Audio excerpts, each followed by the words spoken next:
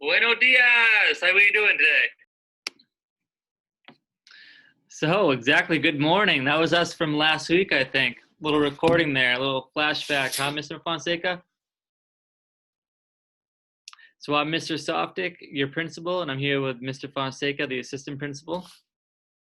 Hi, sorry about that. Yes.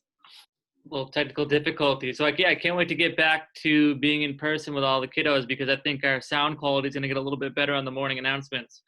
Definitely. All right. So, I hope you had a good first Monday back from the long weekend. How'd today go? I think that for me, today went pretty well. I got to check in with some different students and make sure that they were doing well. I think that's something that I would love all of our Bates students to know is that we are here, everyone here in our school is there to support you because we want you to do well. So we don't ever want you to be afraid of Mr. Softic or myself or any of your teachers that, they're going to be doing anything to get you in trouble or anything like that. We're here to help you. So never be afraid to come talk to your teachers or to come talk to Mr. Softic or myself, because what all of us want is for you to succeed and just do your absolute best. Yeah, absolutely. So yesterday we popped in some classrooms. I don't know if you did as well, but it was great to see all the kids in the morning meeting. We miss them so much. And then in third grade, they're doing some personal narrative writing. We're starting that. So it's great to see everyone kind of getting into the academics, after 2 weeks of kind of settling into remote learning. It's good to really get into the content. How about you? What did you see in your classroom visits? Something really cool I saw was that in Miss Silk's class, Miss Villano's class, they were actually building some things for science. It looked like they were different kind of like catapults or inventions. And I saw students get really creative with those and get really excited in creating them. Do you know what the catapult is called in France? In France? Oh gosh, no. What is it called in France? Isn't it called a trebuchet? Trebuchet, yes, that's right. I believe, yeah. Do you know a little bit of French, Mr. Softic? I do not. That's one of the little things I picked up along the way. That's impressive. But one of the things that we do know is we do know a little Spanish that we're going to teach everyone a little Portuguese. And we're also going to show everyone a short little video about Hispanic Heritage Month because it's not over yet. Do you remember, Mr. Softic, when Hispanic Heritage Month ends? October 15th. Perfect, yes. Ding, ding, ding. Exactly. So we've learned how to say good morning. We've learned how to say good afternoon. And now we're going to learn how to say good night. And shout out to Dahlia, one of our students. I saw Dahlia and her grandmother last week, and I already taught this word to them. But how to say good night in Spanish, you'd say buenas noches. Mr. Softic? Buenas noches. Perfect. And in Portuguese, you would say boa noite. Boa noite? Yeah, pretty close. Boa noite. Perfect. Boa noite. Good. So you can practice that with your teachers as well. And I'm going to show everyone here a quick video about students describing what Hispanic Heritage Month means to them. So just give me a second. Yeah, and in the morning meetings, a lot of the students are already going over greetings in different languages. So I was in a few this morning that were doing that as well. So that's always fun. That's really cool. I want to hear more about that. Maybe see some examples. All right. So let's check this out. ¿Cómo estás? What is Hispanic? Traces back to our great-grandparents. They came here for a better future. We come from different parts of the world. I am from Chile and El Salvador. I'm Mexican. Guatemalan. I'm Dominican. I'm Argentine. I'm Hispanic. And I dance Latina. We have really, really good food. I like mango, plátanos, tamales, the pupusa. I can eat 4 tacos. Chimichurri is my favorite. Hamburgers, too.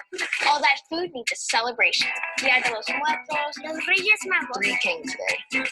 I want to be a dancer, a firefighter. I want to be a scientist, professional soccer player. I love singing. I like to roller skate. My dream is a reality. I can be anything. Our culture unites us. Our music is beautiful. Makes me want to dance all the time. Hablo inglés y español. I speak Spanish and English. I love to draw and paint. I love dogs. I'm outgoing. I'm happy.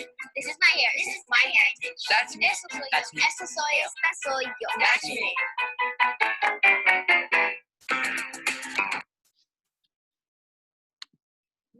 So cool.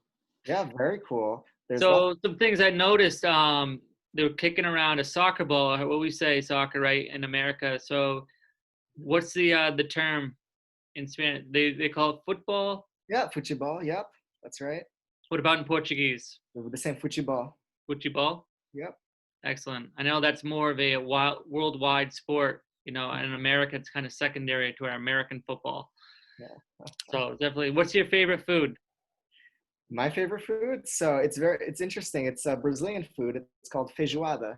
And I think some of our Brazilian students might know it, but it's essentially just a lot of beans and meat that are stewed together for like many hours. And then it comes out with this really nice stew that you can then serve with rice and some veggies. And they always serve it with orange slices as well, because they say the orange slices bring out the flavor.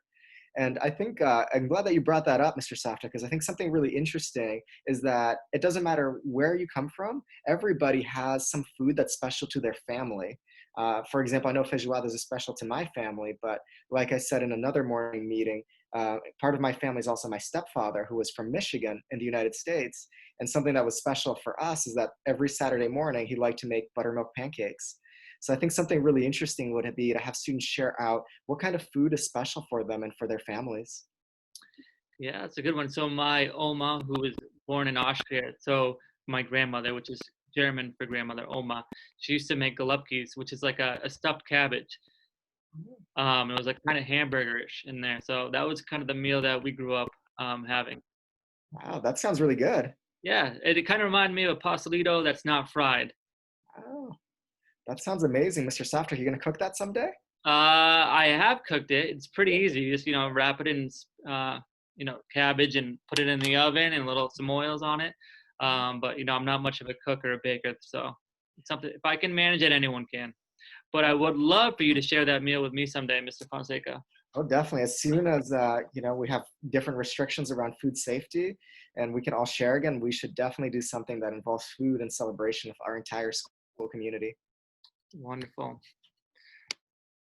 All right, so we are going to wrap it up. And so, Mr. Fonseca, how about we haven't done it in Portuguese yet? Oh, someone's cleaning my bathroom. All right, I'll go ahead and say it then. All right. Ótimo dia para ser ótimo. Wonderful. All right, guys, have a great day. Have a great day.